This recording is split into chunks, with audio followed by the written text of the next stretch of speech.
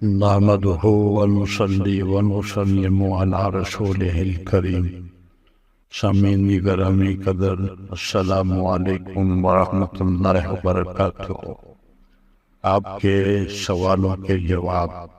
سوال یہ ہے کہ دفتری اوقات میں نیک کام کرنا.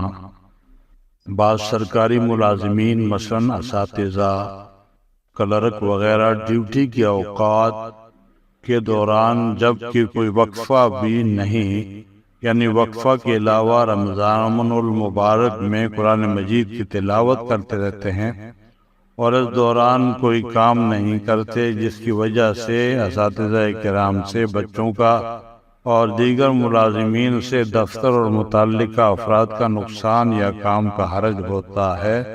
ان کا یہ فعل جائز ہے یا نہیں؟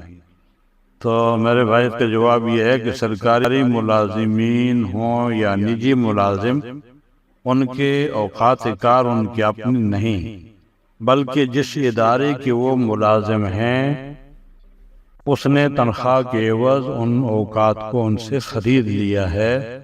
ان کے وہ اوقات اس ادارے اور قوم کی امانت ہیں. اگر وہ ان اوقات کو اس کام پر صرف کرتے ہیں جو ان کے سپرد کیا گیا ہے تو امانت کا حق ادا کرتے ہیں اور ان کی تنخواہ ان کے لیے حلال ہے. اور اگر ان اوقات میں کوئی دوسرا کام کرتے ہیں، مثلا تلاوت یا کوئی کام کرتے ہیں یا گپ شپ میں گزار دیتے ہیں، تو وہ امانت میں خیانت کرتے ہیں اور ان کی تنخواہ ان کے لیے حلال نہیں. البتہ اگر دفتر کا مطلوبہ کام نمٹا چکے ہیں اور وہ کام نہ ہونے کی وجہ سے فارغ بیٹھے تھے تو اس وقت تلاوت کرنا جائز ہے. اسی طرح کسی اور اچھے کام میں اس وقت کو صرف کرنا، گزارنا بھی صحیح ہے. ہمارا ملازم طبقہ اس معاملہ میں بہت کوتاہی کرتا ہے. دیانت و امانت کے ساتھ کام کے وقت کام کرنے کا تصور ہی نہیں ان کے دلوں میں. یہ حضرات عوام کے نوکر ہیں، ملازم ہیں، سرکاری خزانے میں عوام کی کمائی سے جمع ہونے والے رقوم سے تنخواہ پاتے ہیں، لیکن کام چوری کا یہ عالم ہے کہ عوام دفتروں کے بار بار چکر لگاتے ہیں اور ناکام واپس لوٹ جاتے ہیں. اگر رشوت یا سفارش چل جائے تو کام فوراً ہو جاتا ہے. گویا یہی حضرات سرکار کے اور سرکار کی وساطت سے عوام کے ملازم نہیں، بلکہ رشوت اور سفارش کے ملازم ہیں.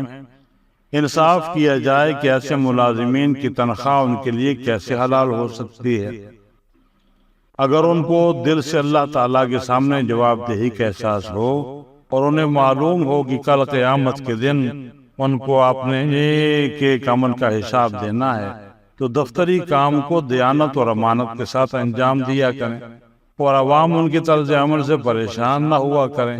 اللہ تعالیٰ ہمیں امانت و دیانت کی دولت سے بہرور فرمائیں. آمین.